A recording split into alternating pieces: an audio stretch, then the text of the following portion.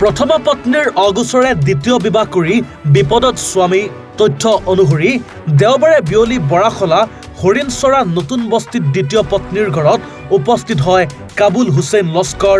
প্ৰথমা পত্নী শৰ্মিন চুলতানাই বৰাখলা থানাত হাজিৰ হৈ প্ৰবঞ্চনামূলকভাৱে দ্বিতীয় বিবাহৰ অভিযোগ উত্থাপন কৰে স্বামী কাবুল হুছেইন লস্কৰৰ বিৰুদ্ধে।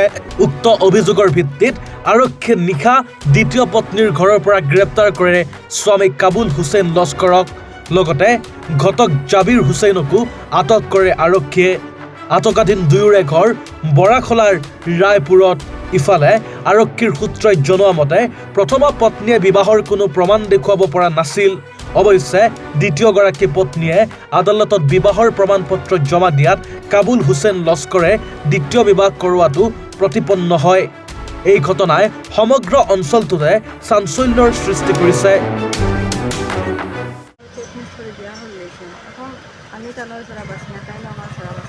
কিবারে বিয়া করছে? শনিবারে।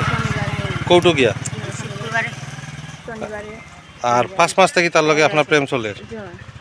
এখন তার আর একটা বউ বাড়িছে। রইতো না। তার নাম কি তা?